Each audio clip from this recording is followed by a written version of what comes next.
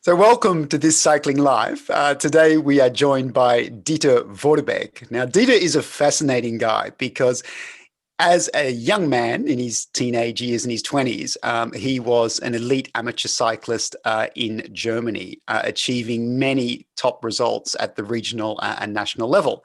However, he didn't go on and pursue a professional career as a cyclist. Instead, he entered the world of business and became a very successful entrepreneur and ultimately a CTO with the Liberty Global family in the telecom sector. So, Dieter Vorbeck, welcome to you. And to get started, why don't you tell us how you first got into cycling?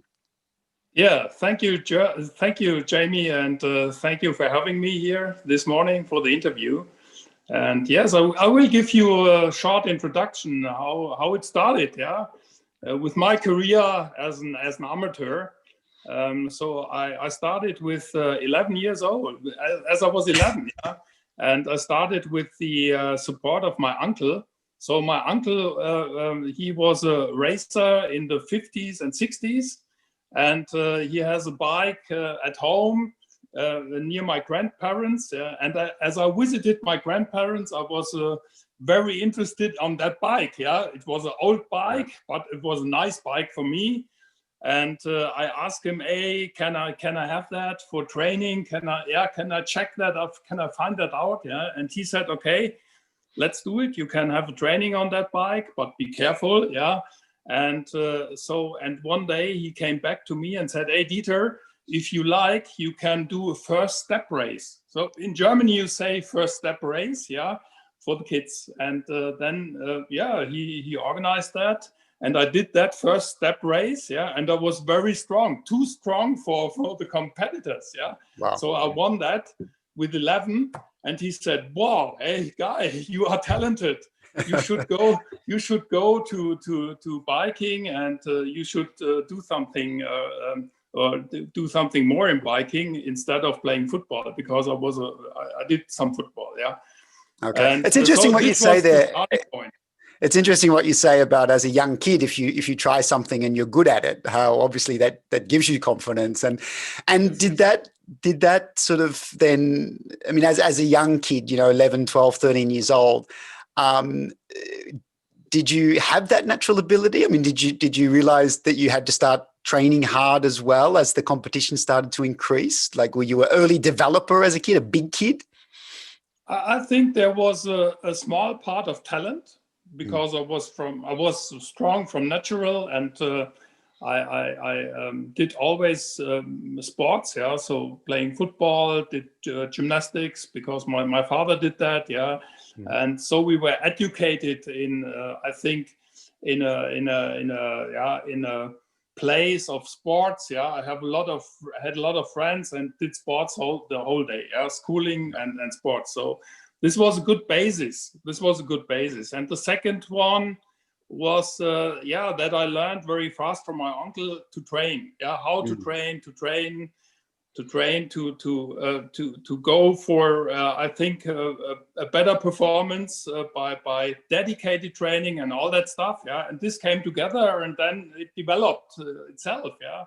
Yeah. And so I joined a club, and I think a very good club for young people, and they educated me to become a cyclist, yeah. Yeah. And I guess at that time too, Dieter, I mean, so it's 1970s and into the 80s. I mean, Germany was very strong in cycling, but yet you had that East German, West German rivalry as well. So who were your idols as a teenager? Oh, the idols. It was, as I was a teenager, I think there was a lot of local idols that we had in the southwest of Germany. And the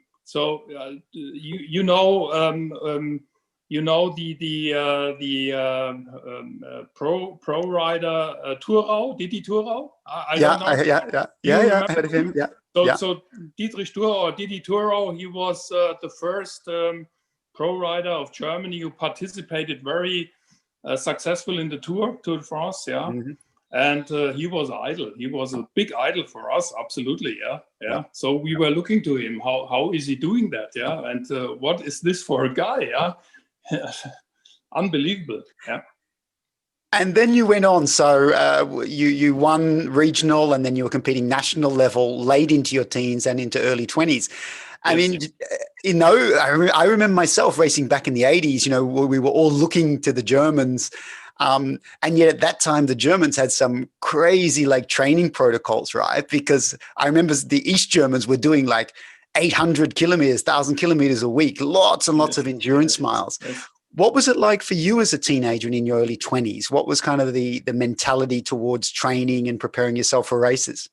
Yeah, if I compare this to the methodology, what we have today, and to all the, I think, dedicated training programs, it was very intensive, long training programs. Yeah, as well in the West, there was no difference. Yeah, maybe in the East they did a little bit more, but not a dedicated training on efforts. Yeah, based on efforts, 5, 10, 15 minutes, whatever.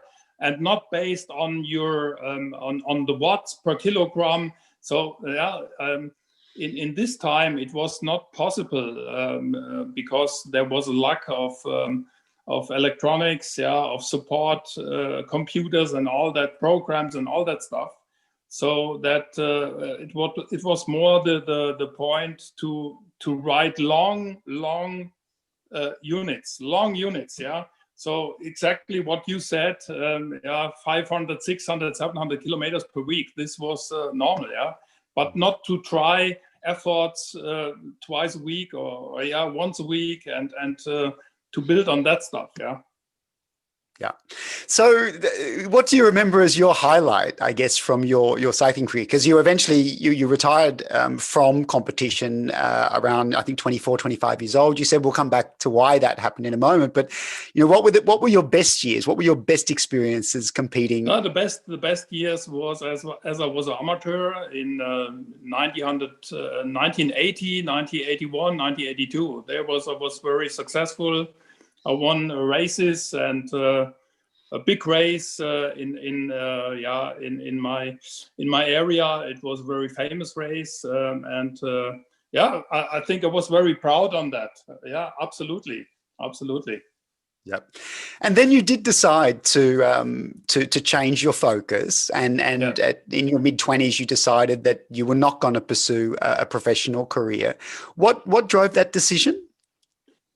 Yeah, I mean, as I was 25, 24, 25, there was a question for me how to deal with my future. Yeah, either to stay in the cycling business and to become a pro rider, or a semi-pro rider, or to prepare myself for the business, for education, for studying and all that stuff. Yeah, this was absolutely necessary to have a clear decision. What do you want to do? What do you need to do for your future? What is it?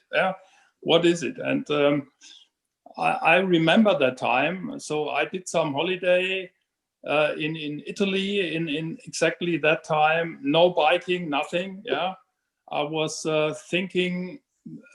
I need time for thinking, for reflect all that stuff. And I did that for 2 weeks or 2.5 weeks. And then I came back and said, okay, I prepare myself to business. Mm-hmm. I want to do that. Yeah. I want to learn that.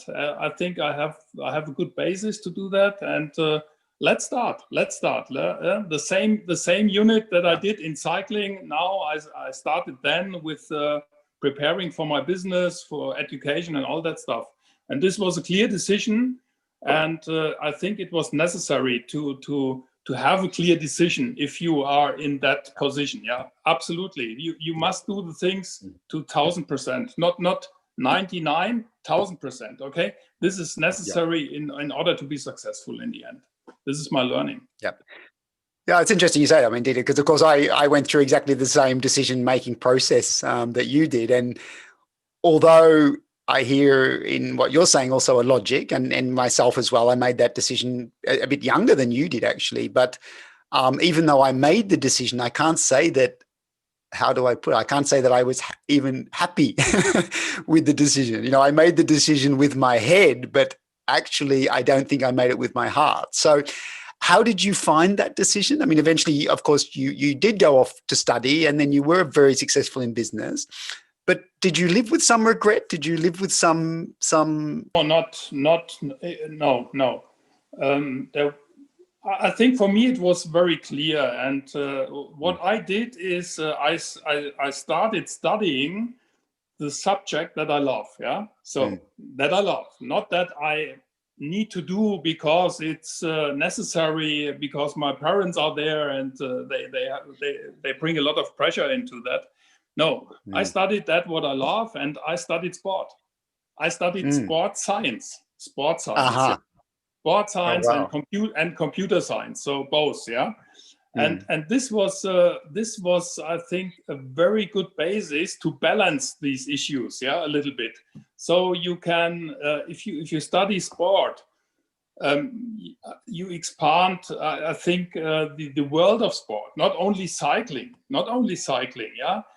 I learned a lot of things, a lot of new things in this during my sports studying, and as a cyclist, I think as a successful cyclist, in my case, it was so that for me it was very important to learn, yeah, self-confident, to become self-confident, yeah. To be recognition, yeah, to find a recognition, It's yeah, for it's yourself, for your interesting what person. I understand I what you say think there, because this is that's so very much, we've talked about this before. We've talked to champions about the champion's mindset. And one of the things, of course, is self-belief and this competitive spirit, the will to win. And it's interesting you say that, because that's something that I also experienced. When I shifted more to my academics, I still brought that competitive spirit to my academics. I wanted to win at university by being better than the other students and stuff like that. So I understand what you were saying there. I guess where you were lucky is you were able to also find that topic or subject that you enjoyed, which also, when we talk about the winner's mindset, is something we talk about, right? If you can combine that self-confidence with enjoyment, then it makes it so much easier. But talk to us about your work ethic, because you were one of these German guys who was used to training 25, 30 hours a week. Did you take that also into your studies and later work life, this strong Yes. work ethic, and how did that help you? Yes, absolutely. I learned a lot of from my cycling career, or from the career in sports. So the first thing was, the self-confidence, the recognition. This is absolutely, I think this is very important, yeah, for your personal characteristics. Okay, this is one part. The second part was, as you mentioned, to learn competition.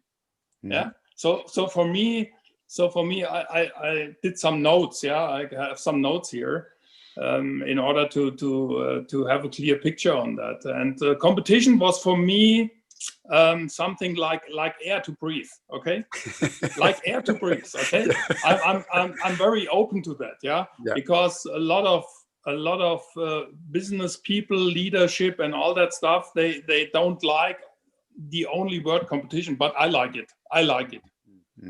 I think it's necessary to be successful as well. It's one part. It's not a big part, but it's one part. It's very important to learn that part. Yeah, to be competitive. And what I learned in university and in my sports studying in that scenario was to build relationship. To build relationship. To become a team worker, yeah. So as a biker, you are more individual sportsman, yeah. But in university, I learned a lot of teamwork, a lot of interaction, yeah. If you play volleyball, handball, basketball, whatever, yeah, you need to be a team player. You learn a lot of tactics. You learn a lot of team tactics, not your own tactics, team tactics. And this was for me, I think this was for me a new mindset, an absolutely new mindset And these three things together, so teamwork, competition, self-confidence, recognition, and all that stuff, yeah, I became familiar with that, and these formed my personal attitude, my characteristics, yeah. And I think this was the basis for a successful leadership career.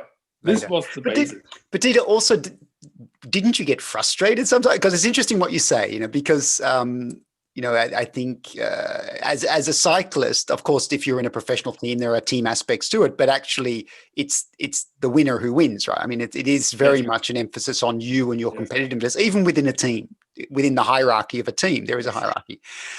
But interestingly enough, one thing that I hear with you as well, and that's I certainly struggle with a little bit, is that when I got into university and I had to do group projects, or even when I got into the world of work, I got really frustrated that other people didn't have the same motivation that I had, this will to win. And that was that actually took me a little bit of getting used to, because I used to think these people are weak, or they're not serious, or they're not committed. But it was just that I had such a strong work ethic and a drive that sometimes that almost intimidated other people. Did you ever experience that as well? That the fact that you were so driven, that you were willing to work so hard, that wasn't matched sometimes by those around you? Yes, I experienced that.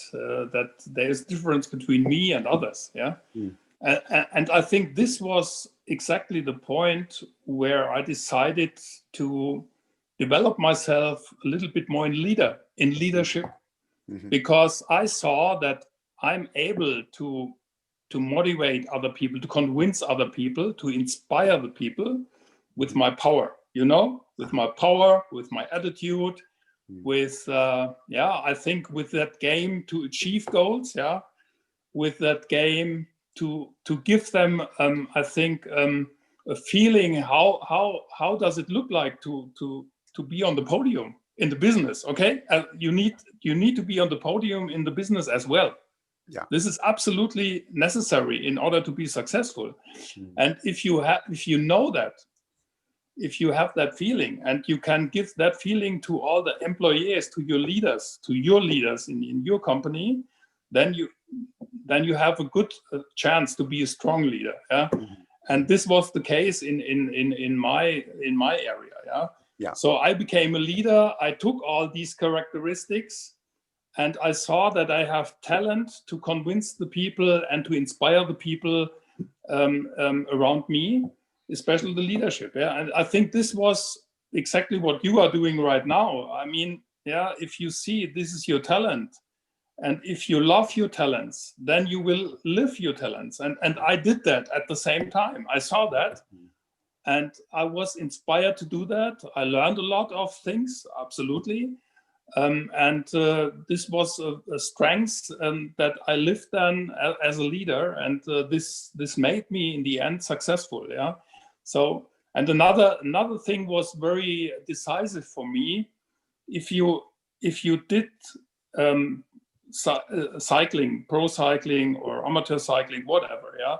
So you know how to deal with victory for sure. I mean, this is the best, the best day in my life, to be on the podium and all that stuff. But you need to learn how to deal with defeats, with bad days, okay? Yeah. And this is what I did. And so I was able in my business career in that time to deal with that issues, because you can't win every day in that business. That's not possible, it's not possible to do that. So you have to deal with victories, some smaller victories, and a lot of defeats, and you have to motivate your... If I can just interrupt there, I think it's interesting what you say as well, because I think also what we're talking about here, I mean, of course, it's about sports and it's about business, but also, one of the things that I see a little bit also in today's world is that when we think about children, I've got 3 kids, and I actually believe it's really important for my children to compete, and not so much to compete to win, but to compete to lose. Because if children have that experience as when they're young, when they're teenagers, I think that experience of competing and losing becomes very important later in life. And I think one of the things that maybe we do as a society a bit now is we try to wrap children in cotton wool. We don't, we run competitions that are not really competitions because everyone gets a medal. There is no winner and loser. And I'm not sure I agree with that, actually. And I think, hearing you speak now, for me, a big part of being a sports person and what it teaches you later in life is resilience, actually, right? Because as you say, you don't win. However, the other thing that I guess that I'd like to talk to you about is how, as an athlete, did you reflect upon your losses, right? Because I think, again, in business, it's one thing to win and lose, but it's another thing, because for me, how do I put it? I mean, my friend Bernard Mortiman, right? He says Yes. it's not just winning and losing, right? There's winning, there's not winning, which means really trying to win, but just not being good enough on the day, or the environment not being right. Then there's not trying, which is being there, but not really having your skin in the game. And then there is losing, which means you're there, you compete, but then you blame everyone else for what happens, right? And for me, that's a very interesting nuance when we talk about business and leadership, because for me, it's very similar in business. What's your experience there? How do you frame winning, losing? In business, it's exactly the third point. Yeah. So if you lose, others are responsible for that problem, not yourself. Yeah. So this is the typical behavior in the business, typical behavior of politics, so to say. Yeah, politics. And in my sports career, sometimes I was frustrated. Yeah, because I trained a lot of kilometers. I did very intensive trainings and all that stuff, and maybe it was not the right training for the race. I was not prepared well for the race. So, and the conditions were not very good. And I was frustrated in that time. I was frustrated, and I lay back and was thinking about myself. How did I prepare myself? I reflect very critical that point. But yes, in the beginning, as you have not the experience to say, okay, this and that is the problem, and external problems, not my problem, external problems. But in the time, and if you become a little bit more experienced as an athlete, you are thinking about yourself, or I thought about myself, my failures. And I reflected, how can I do that better, and how can I prepare myself better for the next races? And I think this is a learning that I used, and this is a necessary learning for the business as well. So reflect yourself, be critical to yourself. It's not the other guys, it's not your team, it's you. You have that problem. If you did not achieve your goal, it's your problem, not the problem of your team. Okay. So either you have not the right people in the team, or you have not motivated them, or they have not the skills, but it's your problem as a leader. And this is a very good learning from that period, to transfer that to the business, or to the career, that you are doing then. But that's it. Absolutely. So reflect yourself and do it better for the next time. Try it, and be motivated. Be motivated to start tomorrow with a new game, with a new day, with a new motivation. Stand up and go out and find it. Okay. I think this is the power you need. This is the power. Not to sleep 2 days, 3 days, 4 days, to be demotivated or whatever. Stand up, go out, find it out, and push yourself, kick you in your ass. I mean, this is Well, it's interesting. It's really interesting what you say there, because I mean, you talk about competition and you talk about recognition, right? And that's very important for many of us. And I certainly experienced that as an academic, right? Because of course, you're being recognized, you're being rewarded, you're being promoted, you're very visible.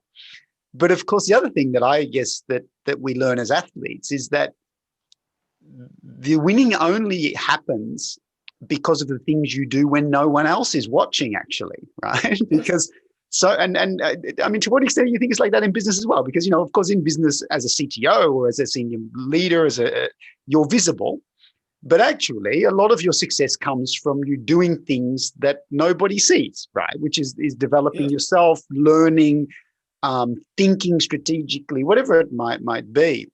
So again, can you talk to us about that? Yes. How do you keep that motivation up when no one is watching? Where does that come from? Um, I think it's personal. So it is as it is. Yes. So one of my vice presidents, I think it was 2 years ago or 1.5 years ago, said to me, "Hey, Dieter, if I look to you, you are a natural leader, a natural leader. Okay, so something is in my DNA. I don't know what. Something is in my DNA. So I think this is the part of talent or something of what you bring with you. Yeah, if you start that, and this is helping you. But the other point, I think it's very important.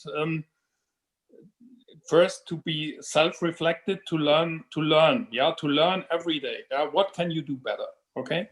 And the second is to be a role model for your stuff. Okay. So I had in my last job as CTO, I was responsible for more than 1,000 people. Okay. In my organization. And all these people are looking to me every day on the stage. They are looking to me. Yeah. And they see me. They see me if I have a presentation or an interview or whatever. Yeah. And they see if I'm a strong guy, or they see if I'm vulnerable, or they see if I'm frustrated and all that stuff. Okay.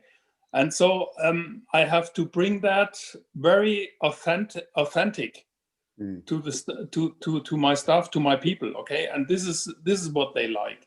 Yeah. So open, transparent, authentic, but work hard, be disciplined. Yeah. And fight for your goals. Yeah. For your achievements and all that stuff that is necessary. And if you combine that with the personal strengths and show that helps the people. Okay. Yeah. So so one example is in Germany. All the big telecoms, they have once in a year, they have a big benchmark test. Okay. A very, very famous benchmark test where they look for the network performance. Mm-hmm. So the broadband performance, the voice performance, streaming performance, all that stuff. Yeah. And you can optimize that with millions of dollars. Okay. So, and they compete each other against each other, and everybody or every company want to win that award. That award is the most famous. It's like a world champion award, or a national champion award for the Germans here. Okay. And 2015, my people or my staff, I had a discussion with my staff. Hey guys, what do you think about winning that award? What do you think? And they said, hey, you are stupid. That's not possible, because we have not enough money. We have not the organization. We have not the skills. We have blah, blah, blah. Yeah, 1,000 things. Why not? Yeah. And I said, hey, let's do it. Let's do it. Yeah. Let's find out how we can achieve that. Yeah. Let's do it. Yeah. I organize stuff. I organize money. And I show you how does it feel to be on the podium in Germany with it in the telecom industry, and how is it to be the best? Yeah. And they said, hey, this is not possible because the Deutsche Telekom, the Vodafone, they invest much more. They are much more better than we. Yeah. And we did that exercise together. With my leaders, and we trained 4 years, 4 hard years. We prepared 4 hard years. And in 2019, we won the award in Germany. We won it. And it was for my directs and for my whole staff, it was incredible. They felt so proud. Yeah. So all employees in my area, they felt so proud. They were the winner. They felt as a winner. Yeah. They smiled the whole day, the whole week, the whole month. Yeah. So it was I think a very good experience how to lead a total organization and how to win with an organization. Yeah, it was like a race. Yeah, It's like interesting what you say. I mean, yes, it was a race, but it's interesting recently, in a conversation with Dave Brailsford, where Dave Brailsford was talking about how important he started to realize fun and enjoyment is for his team. Right?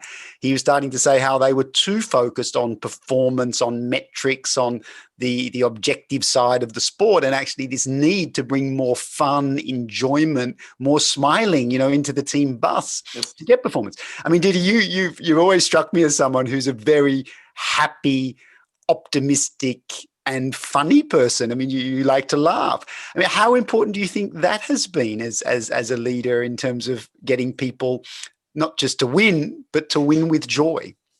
Yeah, I think it's very important, because if you look to the day-to-day work, it's not too easy to have fun every day. Yeah. So you have good days and bad days. Yeah. Sometimes you have, to be honest, you have to discuss business cases. You have to discuss layoffs of companies. You have to execute that programs. It's not easy. It's not easy. So you take out people, you affect their families, you affect their life. Yeah. You will influence that. And so, yeah, and sometimes it hurts. Yeah.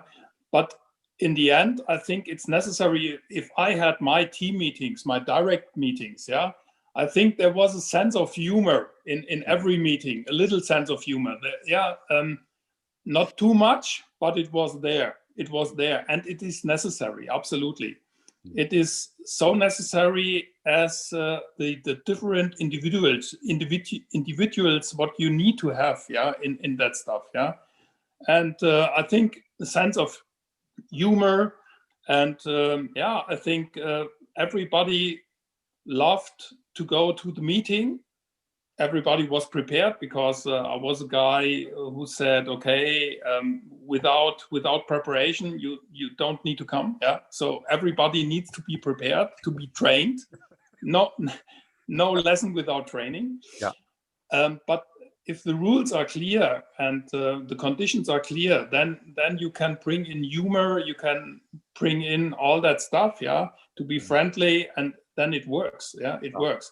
But I think the most decisive point was, or my experience was, if you combine your leadership team, I mean, I had a little bit the ability to bring the right people together. Okay, the right people. So what my strategy was to bring in people with characteristics that I not have, or where I have not the strengths in that. Yeah. So I had a bunch of different characteristics, different people, and from this discussion derived a lot of energy. Okay. Yeah. There came out a lot of energy.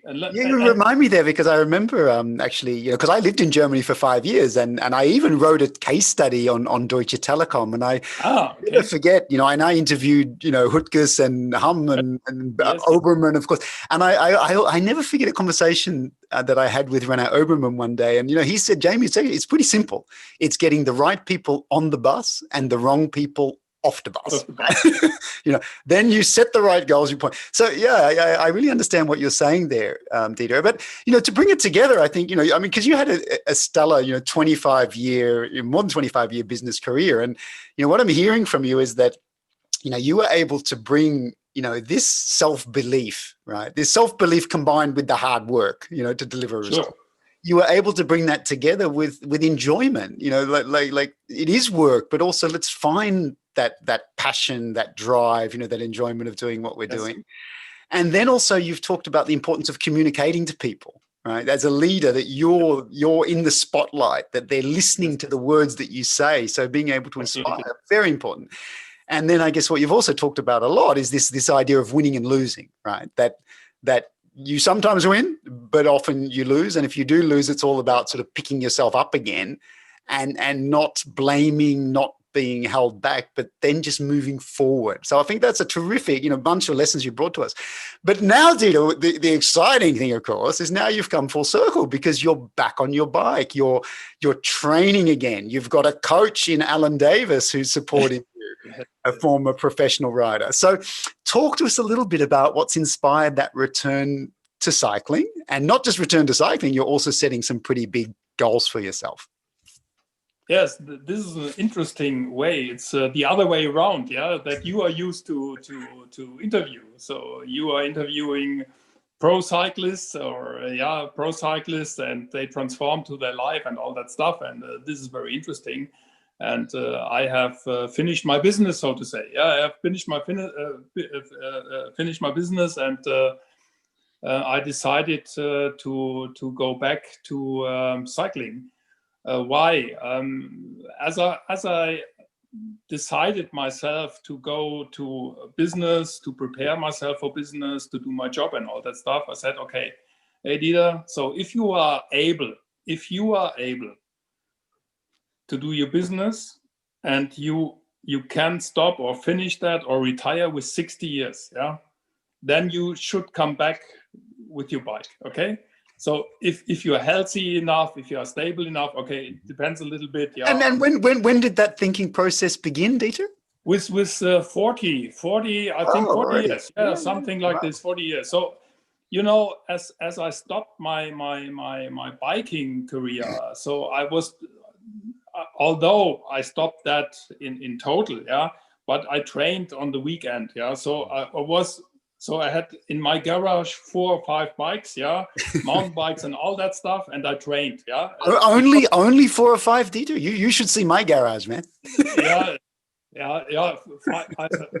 five, yes, five bikes. That's okay, And a big Harley, so 6 bikes, yeah. Okay. No, but I trained during the years, yeah. So yeah, I think this was necessary to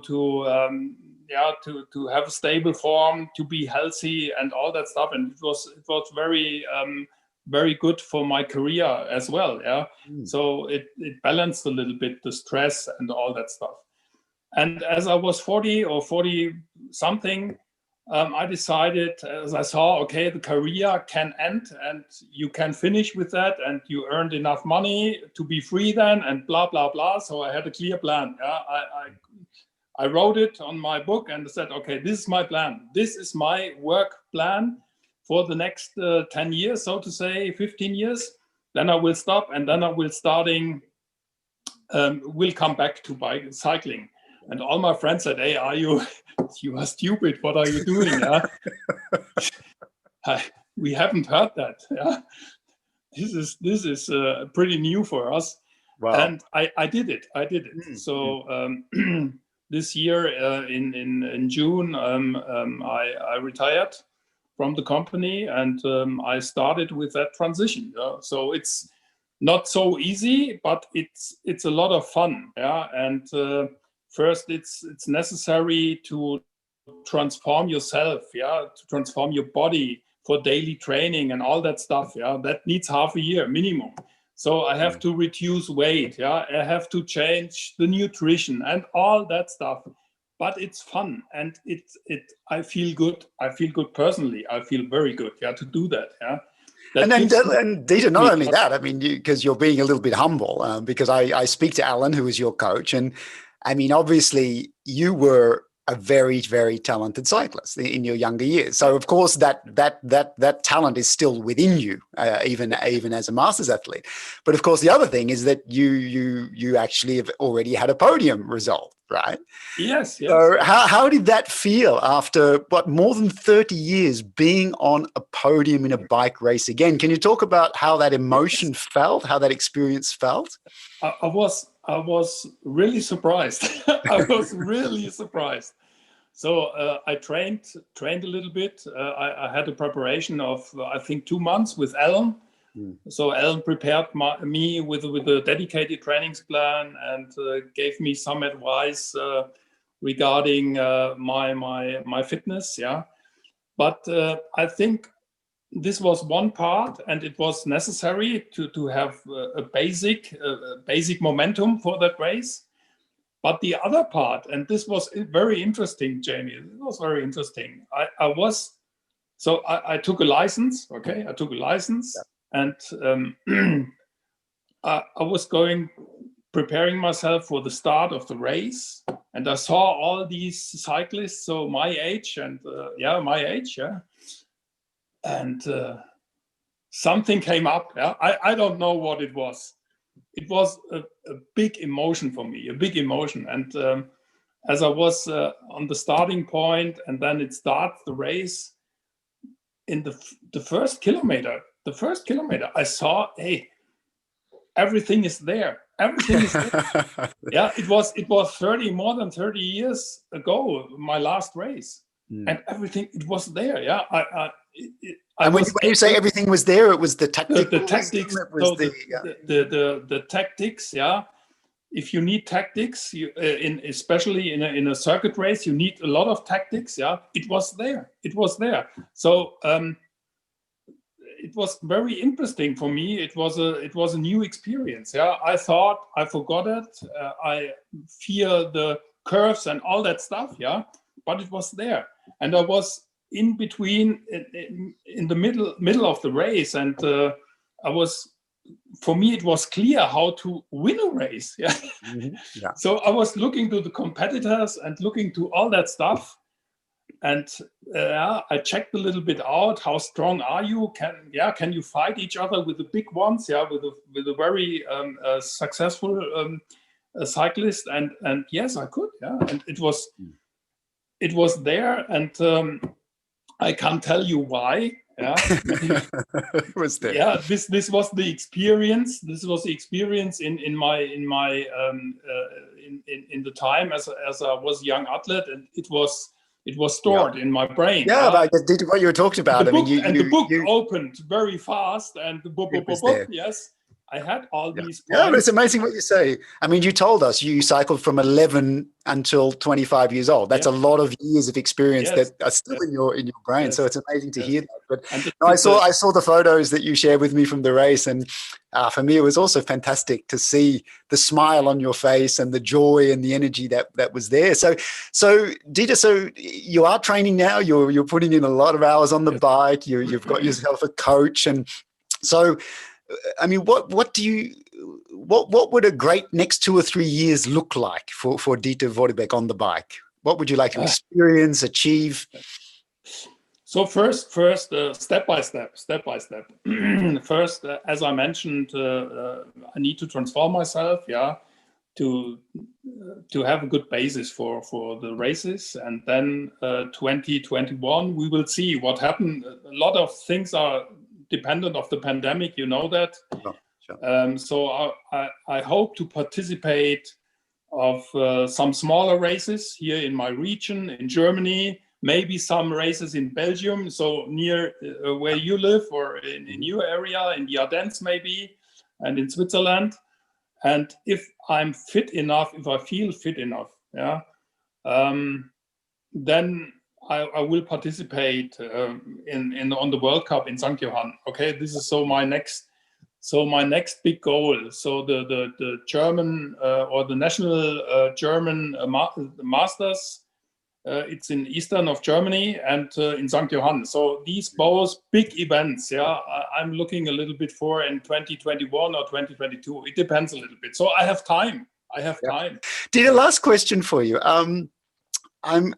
What advice or what wisdom would you like to share to people who are at a life stage where you are? You know, maybe they've had a successful 30-year career, maybe they're heading into their 60s or even beyond, and they have this perhaps unfinished business, or they have a dream or a passion that they've never fully realized. Because what we're talking to you about actually is really returning to that passion and really committing yourself to it.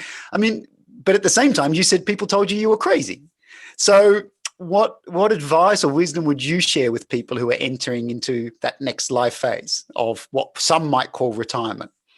Yeah, I would recommend that they should pursue their passion. Absolutely. Yeah, I think this is necessary, and but it's not so easy, because you have to change a lot in that age. Yeah, if you have to change a lot of your things, a lot of things in with 60 years, it's not so easy. Yeah, that should be clear. And but you You need a bold decision. In the end, you need a bold decision, and you have to go through then. Yeah. Nice, thank you.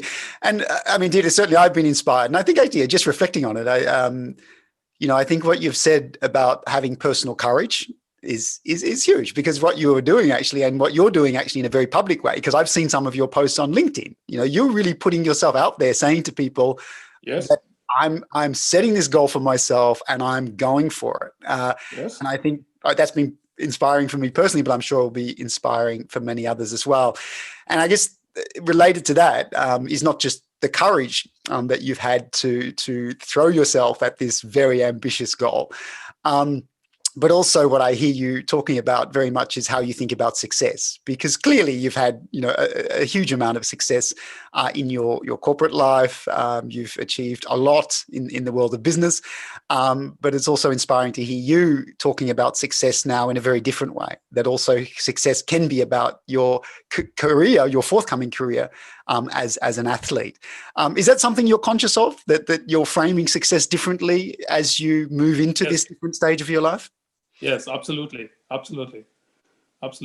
So I look from two angles, or from different angles to that point. Yeah, absolutely. It's different between business and my personal life now, but there is a connection. There is a balance between that. Yeah, and there is a flow, so to say. Yeah, but it's a difference, absolutely. Cool. Good. Okay, Dieter Vorbeck, thank you very much for your time. Of course, for those people who have been watching this inspiring hour, please do give us the thumbs up if you've enjoyed the discussion. Of course, please do subscribe to the This Cycling Life YouTube channel. So Dieter Vorbeck, wishing you every success for the future. And thanks again for joining us on This Cycling Life. Thank you, Jamie.